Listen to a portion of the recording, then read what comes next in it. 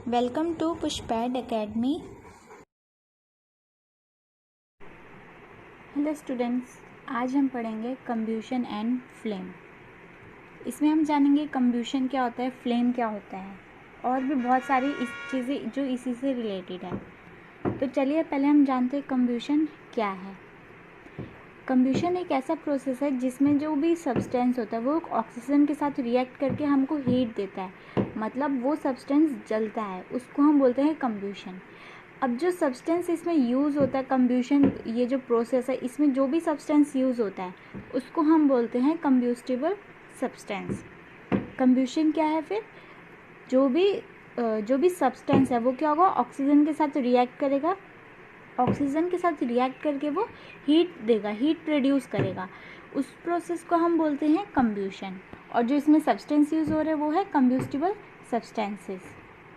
इसके बाद हम बात करते हैं टाइप्स ऑफ कंब्यूशन की। टाइप्स ऑफ कंब्यूशन में दो कंब्यूशन है, रैपिड कंब्यूशन और स्पॉन्टेनियस कंब्यूशन। तो टाइप्स ऑफ कंब्यूशन में दो टाइप की कंब्यूशन हम पढ़ेंगे, रैपिड और स्पॉन्टेनियस। पहले हम रैपिड जानते हैं क्या है। ये जो रैपिड कंब्यूशन है, नेम से ही हमको समझ में आ रहा होगा, रैपिड मतलब होता है जल्दी। तो ऐसा कंब्यूशन जो हाई स्पीड में होता है, बहुत जल्दी जल्दी उसमें से हीट प्रोड्यूस होती है, वो होता है रैपिड कंब्यूशन। मतलब जो हीट है वो बहुत ज़्यादा तेज़ी से जलती है। अब जो स्पॉन्टेनियस कंब्यूशन है वो क्या होगा, इसमें क्या होता है, जो भी मटेरियल होगा या जो भी सब्सटेंस होगा वो अचानक से ही फ्लेम में बर्स्ट, मतलब उसमें अचानक से ही, जैसे हम बोल सकते हैं अचानक से ही वो सब्सटेंस क्या है, जल जाता है, बिना किसी एप्लीकेशन के और बिना किसी कारण के। जो स्पॉन्टेनियस कंब्यूशन होता है, जैसे कि कोल डस्ट ये सब हो गया, ये सारी जो चीज़ें वो जैसे डिज़ास्टरस फायर्स वगैरह, अचानक से जैसे फायर वगैरह लगानी होती है उसमें ये काम आते हैं। कोल माइन में इसको यूज़ किया जाता है। अब हम बात करते हैं एक्सप्लोजन की। एक्सप्लोजन क्या है? अब ये जो एक्सप्लोजन है इसमें क्या हो रहा है, ये ऐसा प्रोसेस है कंब्यूशन से ही रिलेटेड है। ये भी जो कंब्यूशन का जो प्रोसेस है उसमें बहुत सारी गैसेस इन्वॉल्व रहती है, जैसे हमने ऑक्सीजन के बारे में पढ़ा वो, और इसके अलावा भी और भी गैसेस इसमें इवॉल्व रहती है, प्रेजेंट रहती है, तभी हमको एक फ्लेम मिलती है। अब ये जो बहुत सारी गैसेस इवॉल्व है, इसके साथ साथ क्या होगा, जब गैसेस इतनी सारी इवॉल्व है तो हीट भी बहुत ज़्यादा प्रोड्यूस होगी या लाइट प्रोड्यूस होगी, और उसके साथ साथ हीट लाइट के साथ साथ इसमें साउंड भी प्रोड्यूस होती है, जिसको हम कह सकते हैं धमाका टाइप का। ये होता है एक्सप्लोजन, जिसमें हीट के साथ साथ साउंड भी प्रोड्यूस होती है। अब जब ज़्यादा समर होती है तो जो ड्राई गैसेस कुछ होती हैं जो एनवायरनमेंट में प्रेजेंट होती हैं, वो आग पकड़ लेती है, फायर कैच कर लेती है, जिसकी वजह से क्या होता है, हमने देखा होगा कि जंगल वगैरह में या फॉरेस्ट वगैरह जो हम बोलते हैं, ग्रासेस, छोटे जो ग्रासेस होते हैं वहाँ से ट्रीज़ तक वो आग पहुँचती है, फिर ऐसे करते करते वो पूरे फॉरेस्ट को कवर कर लेती है, पूरे जंगल में आग लग जाती है। तो और जब ये वाली फायर लगती है तो इसको कंट्रोल करना बहुत मुश्किल हो जाता है, क्यों, अगर इसको हमने जब ये स्टार्ट हो रही है उसी टाइम पे कंट्रोल कर लिया तो ये कंट्रोल में आ सकती है, नहीं तो फिर हम इसको कंट्रोल नहीं कर सकते हैं, बहुत मुश्किल से कंट्रोल में आते हैं। आप लोगों ने न्यूज़ वगैरह में देखा होगा कि बहुत सारी जगह ऐसे जहाँ पे जंगलों में आग लग जाती है, ऐसा न्यूज़ में बहुत आता है। अब हम बात करते हैं इग्निशन टेम्परेचर। ये लोवेस्ट टेम्परेचर होता है, इतना लोवेस्ट होता है कि जहाँ पास वो जो भी सब्सटेंस है वो फायर कैच करती है, आग पकड़ लेता है वो सब्सटेंस, इतना टेम्परेचर होना चाहिए कि वो सब्सटेंस आग पकड़ ले, उसको हम बोलते हैं इग्निशन टेम्परेचर। जो भी कंबस्टिबल सब्सटेंसेस है वो जो भी फायर है उसको आग जो है उसको नहीं पकड़ेगी, जो भी कंबस्टिबल सब्सटेंसेस है जितने भी है आग नहीं पकड़ेगी अपने आप, अगर वो टेम्परेचर इग्निशन टेम्परेचर के नीचे है तो। इनफ्लेमेबल सब्सटेंसेस क्या होते हैं? Substances which are very low ignition temperature and can easily catch fire with a flame. Inflammable substances क्या है? ऐसे सब्सटेंसेस जिनका इग्निशन टेम्परेचर क्या है, बहुत लो होता है और फिर भी वो आग पकड़ लेती है जल्दी से फ्लेम की हेल्प से, जैसे कि पेट्रोल हो गया, अल्कोहल, लिक्विफाइड पेट्रोलियम, ये सब। आप लोगों ने देखा भी होगा कि इसमें बहुत जल्दी से आग पकड़ लेती है ये जो सब्सटेंसेस होते हैं, भले इनका इग्निशन टेम्परेचर क्या हो, लो हो। तो आप लोगों को समझ में आया कि इग्निशन टेम्परेचर क्या होता है और इन्फ्लेमेबल सब्सटेंसेस क्या होते हैं। दोनों ही अलग अलग चीज़ है। इग्निशन टेम्परेचर में जो कम्बस्टिबल सब्सटेंसेस है वो जो फायर है वो नहीं पकड़ेगी, आग नहीं पकड़ेगी अगर टेम्परेचर जो है इग्निशन टेम्परेचर के नीचे है। लेकिन जो इन्फ्लेमेबल सब्सटेंसेस होंगे जैसे कि पेट्रोलियम, अल्कोहल, पेट्रोल, ये सब अगर इनका इग्निशन टेम्परेचर कम भी है तो भी ये आग पकड़ लेते हैं जल्दी से। अब हम बात करते हैं कि हम फायर कैसे कंट्रोल कर सकते हैं, आग को हम कैसे कंट्रोल करते हैं। हमने देखा भी है कि जब कहीं पे आग लगती है तो फायर ब्रिगेड की गाड़ी आती है, तो वो क्या करती है हम इसमें ये जानेंगे। लेकिन ये स्टार्ट करने से पहले हम ये जानेंगे कि आग लगने के लिए क्या इम्पॉर्टेंट एलिमेंट्स है जिसके बिना आग नहीं लग सकती है, और जिसके अगर ये तीनों चीज़ें प्रेजेंट है तो आग लगने के चांसेस होते हैं। पहला है एयर, हीट और फ्यूल। ये तीनों चीज़ें बहुत इंपॉर्टेंट है आग के लिए। अगर ये तीनों में से कोई भी चीज़ें एब्सेंट होती है तो आग क्या है, नहीं लग पाती है। तो इसी से रिलेटेड हम जानेंगे कि जो फायर एक्सटिंग्विशर होते हैं, फायरमैन जो होते हैं, जो आग वगैरह बुझाने का काम करते हैं, वो क्या करते हैं। जो फायरमैन होते हैं वो ये जो तीनों चीज़ें इंपॉर्टेंट है, एयर, हीट, फ्यूल, वो इन तीनों में से कोई एक चीज़ कट करने की कोशिश करते हैं जिससे कि क्या हो, आग कंट्रोल में आ जाए और वो धीरे धीरे उसका टेम्परेचर कम हो और वो बुझने लग जाए। तो फायरमैन क्या करते हैं, आपने लोगों ने देखा होगा, या तो वो जैसे वाटर का सप्लाई करते हैं। किसके वाटर का सप्लाई करेंगे, तो वाटर का जब वो सप्लाई होगा, यहाँ पे मैंने एयर लिख दिया है ये, लेकिन ये सप्लाई ऑफ वाटर होगा, एयर नहीं होगा। तो जब वो वाटर का सप्लाई करेंगे तो वो उससे क्या होगा, जो एयर आ रही थी, जो हीट को एयर मिल रही थी जिसकी वजह से और वो प्रोड्यूस हो रही है, तो वो क्या हो जाएगी, कंट्रोल में आ जाएगी, मतलब वो धीरे धीरे कटने लगेगी और उसका टेम्परेचर क्या होगा, कम हो जाएगा। तो जब फायर ब्रिगेड की जब गाड़ी आती है और वो क्या करते हैं, पानी देते हैं जहाँ पे आग लगी होती है, तो जब वो वहाँ पास पानी दे रहे होते हैं तो क्या होता है, उससे वो पानी इतनी स्पीड में जाता है कि एयर जो भी एयर के आने के जो भी साधन होते हैं वो सारे ब्लॉक हो जाते हैं और एयर नहीं पहुंच पाती है और जो हीट है वो कंट्रोल में आ जाती है। अब सबसे ज़्यादा फायर जो कॉमनली हम लोगों ने देखा है फायर एक्सटिंग्विशर, वो क्या है, वाटर। हम पानी से ही आग बुझाते हैं, ज़्यादातर हमने यही देखा है। लेकिन ये सिर्फ तभी अच्छा है अगर आग कहीं वुड या पेपर जैसी जगहों पे लगी हो। अगर आग इलेक्ट्रिकल इक्विपमेंट में लगी होगी तो उससे क्या होगा, खतरा और ज़्यादा हो सकता है, क्योंकि वाटर से अगर हम आग बुझाएंगे वापस तो वो इलेक्ट्रिसिटी भी कंडक्ट कर सकती है, क्योंकि इलेक्ट्रिकल इक्विपमेंट, आप लोगों को इसके बारे में पता ही होगा कि वाटर से इलेक्ट्रिसिटी पैदा होती है। तो हम वहाँ पास और पानी दे देंगे तो इलेक्ट्रिसिटी बढ़ेगी जिसकी वजह से और ज़्यादा नुकसान हो सकता है। तो वाटर की जगह हम क्या यूज़ करते हैं, आप लोगों ने देखा होगा हम लोगों के स्कूल में, ऑफिसेज में सिलेंडर, रेड कलर के सिलेंडर लिखे होते हैं जिसको हम तब रखे होते हैं जिसको हम तब यूज़ करते हैं जब आग लगती है। उसमें लिखा भी होता है कि उसको कैसे यूज़ करना है।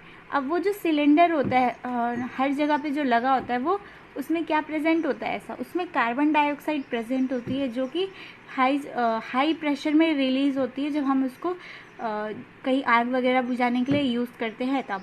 अब जब हम इसको रिलीज़ करेंगे हाई प्रेशर में, ये गैस क्या है, निकलेगी कार्बन डाइऑक्साइड, और फिर ये एक ब्लैंकेट जैसा मतलब फॉर्म कर लेगी, जहाँ पास भी आग लगी होगी वहाँ पास से ब्लैंकेट जैसा फॉर्म कर लेगी, ताकि क्या हो, फिर आग बुझ जाए, कंट्रोल में आ जाए। तो आप लोगों को पता चला कि फायर एक्सटिंग्विशर का काम क्या होता है और आग को कैसे बुझाई जाती है, और क्या क्या कौन सी चीज़ें कहाँ पे हम यूज़ करते हैं। जैसे वाटर है उसको हम कहाँ पे आग बुझाने के लिए यूज़ कर सकते हैं, और कार्बन डाइऑक्साइड को हम कैसे यूज़ कर सकते हैं आग बुझाने के लिए। इसके बाद है, अब हम बात करते हैं फ्लेम की। फ्लेम क्या है, ये एक ऐसा सब्सटेंस है जो क्या है, वेपोराइज हो जाता है जब कोई भी चीज़ बर्न होती है, और एक फ्लेम प्रोड्यूस करता है, आग सब प्रोड्यूस करता है। हम जैसे आप लोगों ने कैंडल देखा होगा जलते हुए, कैंडल जलती है तो जो जलने वाला पार्ट होता है उसी को हम फ्लेम बोलते हैं। अब हम बात करते हैं स्ट्रक्चर ऑफ फ्लेम की। फ्लेम का स्ट्रक्चर क्या है, फ्लेम के तीन जोन होते हैं। एक होता है आउटर पार्ट जो कि होता है थिन, ट्रांसपेरेंट होता है और ब्लूइश कलर का होता है। ये नॉन ल्यूमिनस रीजन होता है और ये कंप्लीट कंब्यूशन होता है, और ये ज़्यादा हॉट रीजन, ये वाला जो फर्स्ट वाला आउटर मोस्ट जो जोन है वो ज़्यादा हॉट रहेगा। इसके बाद है मिडल जोन। मिडल जोन क्या है, ल्यूमिनस होता है ल्यूमिनस मतलब जलता हुआ, नॉन ल्यूमिनस मतलब जो जलता नहीं है। जो मिडल जोन है वो क्या है, पार्शियल कम्ब्यूशन होता है इसमें, और ये मॉडरेटली हॉट होता है, मतलब ना ज़्यादा हॉट होता है ना कम हॉट होता है, मॉडरेटली हॉट होता है। इनर मोस्ट जोन जो होता है ये डार्क जोन होता है। ये डार्क कलर का होगा, आपको अगर ध्यान से देखोगे तो दिखेगा। ये इसमें वेपर्स प्रेजेंट होते हैं। जब कैंडल जल रही होती है, मैं आपको एक एग्जांपल देती हूँ कैंडल का। जब कैंडल जल रही होती है तो उसमें से हमने देखा है कि वैक्स नीचे टपकता रहता है, गिरता रहता है। तो वो जो गिर रहा है वही क्या है, इनर मोस्ट जोन है। उसको हम अनबर्न्ड वैक्स भी बोलते हैं, ऐसी वैक्स जो जल नहीं पाती है।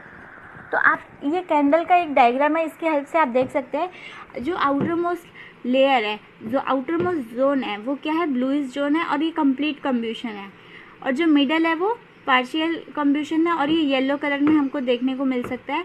और ये जो इनर मोस्ट जोन है ये ब्लैक कलर का, ये है इनर मोस्ट जोन। और यहीं से जो अनबर्न्ड वैक्स है, ऐसी वैक्स जो बर्न नहीं हो पाती है वो नीचे गिरती है, उसको हम बोलते हैं इनर मोस्ट जोन। वेपर्स की फॉर्म में जैसे वो गिरती है। अब हम जानेंगे फ्यूल क्या है। फ्यूल एक ऐसा सब्सटेंस है जो बर्न होने पे हीट प्रोड्यूस करता है बिना कोई अनडिजायरेबल प्रोडक्ट फॉर्म किए। अब एक आइडियल फ्यूल क्या होगा, आइडियल फ्यूल वो होता है जिसमें सारी चीज़ें प्रेजेंट होती हैं। एक पर्टिकुलर यूज़, कोई भी चीज़ हमको इस्तेमाल करनी है उसके अंदर, अगर हम मान लीजिए हमको फ्यूल का इस्तेमाल करना है तो उस फ्यूल में सारी चीज़ें प्रेजेंट होंगी। ये नहीं कि हमको दूसरा अलग अलग फ्यूल लेना पड़ेगा, उसको हम बोलते हैं आइडियल फ्यूल। फ्यूल एफिशिएंसी क्या है, इसी में हम जानेंगे कैलोरीफिक वैल्यू के बारे में। अब जितनी अमाउंट ऑफ हीट एनर्जी जो प्रोड्यूस होगी 1 kg फ्यूल से, मैं आपको इसको अच्छे से एग्जांपल देके समझाती हूँ। हम मान लीजिए आप लोगों के पास 1 kg फ्यूल है। अब उस 1 kg फ्यूल को आपने जला दिया पूरा, वो पूरा कंप्लीट कम्ब्यूशन हो गया। जलाने पे कम्ब्यूशन क्या था, जिसमें जिसको जब रिएक्ट करते तो फ्लेम प्रोड्यूस होती है, वो जलता है, वो सब्सटेंस फायर पकड़ लेता है, आग पकड़ लेता है। तो जब हमने 1 kg फ्यूल को जला दिया, उसमें से उस 1 kg फ्यूल में जब वो पूरा जल गया, उसमें से कितनी हीट प्रोड्यूस हुई, उसको हम बोलते हैं उसकी कैलोरीफिक वैल्यू। तो आप लोगों को आ गया समझ में कि कैलोरीफिक वैल्यू क्या होती है। अब इस कैलोरीफिक वैल्यू जो आएगी उसको हम कैसे रिप्रेजेंट करते हैं, यूनिट में किलो जूल पर केजी की फॉर्म में हम इसको रिप्रेजेंट करते हैं। ये होता है फ्यूल एफिशिएंसी। ये फ्यूल एफिशिएंसी जिस तरीके से हम फाइंड करते हैं, ये उसका फॉर्मूला भी हम कह सकते हैं। अब हमने यहाँ पे कुछ फ्यूल ले रखे हैं और उसकी कैलोरीफिक वैल्यू क्या है हमने वो ले रखी है। जैसे कि काऊ डंग केक है, गोबर जिसको हम बोल सकते हैं, गाय का गोबर, इसका कैलोरीफिक वैल्यू क्या होगी, 6000 से 8000 किलो जूल पर केजी। जब हम इतना ये जो काऊ डंग केक है, हम मान लीजिए हमने इसको 1 केजी ये लिया हुआ है, और इसको जब हम जलाते हैं तो इसमें से कितनी हीट एनर्जी प्रोड्यूस होगी, 6000 to 8000 kilojoule per KG. ऐसे ही वुड का है 17,000 टू 22,000, कोल का है 25,000 टू 33,000। ऐसे ही petrol, kerosene, diesel, methane, CNG, LPG, biogas, hydrogen, इन सब का ये हमने कुछ एग्जांपल लिए जो इनकी कैलोरीफिक वैल्यू साइड में लिखी हुई है। अब हम बात करते हैं हार्मफुल प्रोडक्ट्स की। जो भी हम फ्यूल को बर्न करते हैं, बर्न तो हमने कर दिया, जला दिया हमने फ्यूल को, अब उससे कुछ हार्मफुल प्रोडक्ट्स भी रिलीज होते हैं। जैसे कि कुछ कार्बन के फ्यूल्स होते हैं, जैसे वुड, पेट्रोलियम, कोल वगैरह, ये सारी चीज़ें जो है ये क्या रिलीज करती है, अनबर्न कार्बन पार्टिकल्स रिलीज करती है। अनबर्न कार्बन पार्टिकल्स मतलब ऐसे कार्बन पार्टिकल्स जो नहीं जल पाते हैं, वो ये रिलीज करते हैं। और ये बहुत ही डेंजरस पार्टिकल्स होते हैं जो कि रेस्पिरेटरी डिजीज कॉज करते हैं, मतलब इसको हमको सांस लेने वगैरह या ब्रीदिंग वगैरह में प्रॉब्लम आ सकती है, कोई बीमारी लग सकती है। अब जो इनकम्प्लीट कम्ब्यूशन है वो क्या है, कार्बन मोनोऑक्साइड गैस प्रोड्यूस करता है। इनकम्प्लीट, अगर कोई भी कम्ब्यूशन अच्छे से नहीं हुआ है, कोई भी चीज़ अच्छे से नहीं जली है, तो फिर उसमें से कार्बन मोनोऑक्साइड गैस रिलीज होगी जो कि एक पॉइजनस गैस है। इसीलिए जब भी हम कोई चीज़ को जलाते हैं तो हमें एकदम उसके बंद में नहीं जलाना चाहिए, क्योंकि उससे फिर बहुत सारी पॉइजनस गैस रिलीज होती हैं। बहुत सारे फ्यूल्स जो हैं, जब हम उसका कम्ब्यूशन करते हैं, उसको जलाते हैं, तो जो फ्यूल्स है वो क्या है, कार्बन डाइऑक्साइड रिलीज करते हैं। कार्बन डाइऑक्साइड रिलीज होगा मतलब टेम्परेचर बढ़ेगा, तो उसके साथ साथ क्या होगा, ग्लोबल वार्मिंग भी इंक्रीज होगी। जो कि फिर हमारे इन्वायरमेंट को डिस्टर्ब करेगी। अब बर्निंग ऑफ कोल और डीजल जो है, कोल और डीजल जो ये फ्यूल है, जब हम इसको बर्न करते हैं तो इसमें से कुछ सल्फ़र डाइऑक्साइड गैस या नाइट्रोजन डाइऑक्साइड गैसेस, ये सारी चीज़ें रिलीज़ होती है। अब जो ये सल्फ़र डाइऑक्साइड है, सल्फ़र का जो ऑक्साइड्स होगा, ये नाइट्रोजन के ऑक्साइड्स जो होंगे, जब ये बारिश होगी और उसके साथ मिलेंगे, वाटर के साथ जब ये ऑक्साइड्स मिलेंगे तो ये एसिड्स फॉर्म कर लेते हैं। जब ये एसिड्स फॉर्म कर लेते हैं तो उसको हम बोलते हैं एसिड रेन, जो कि बहुत ही ज़्यादा हार्मफुल है हमारे क्रॉप्स के लिए, बिल्डिंग्स के लिए। हमारे बिल्डिंग्स को नुकसान पहुंचा देती है ये, और हमारे क्रॉप्स को भी नुकसान पहुंचाती है, क्रॉप पूरी ख़राब हो जाती है, सॉइल को उससे बहुत नुकसान होता है। तो ये सारी जो फ्यूल्स है, जैसे कि कोल हो गया, पेट्रोल, डीजल, ये सारी जो चीज़ें हैं, इन सबको हमको स्विच कर देना चाहिए सीएनजी से। सीएनजी क्या है? Compressed natural gas. ये एक क्लीनर फ्यूल होता है और इसमें से इतने हार्मफुल प्रोडक्ट्स नहीं रिलीज़ होते जितने कि इन सारों से होते हैं। तो इसीलिए हमको एक नेचुरल चीज़ इस्तेमाल करनी चाहिए, नेचुरल फ्यूल इस्तेमाल करना चाहिए, जो कि है हमारे पास अवेलेबल है। तो इस चैप्टर में इतना ही था, ये जो हमने कंबशन एंड फ्लेम वाला चैप्टर पढ़ा है। अगर आप लोगों को वीडियो अच्छा लगा तो लाइक कीजिए, सब्सक्राइब कीजिए और शेयर कीजिए।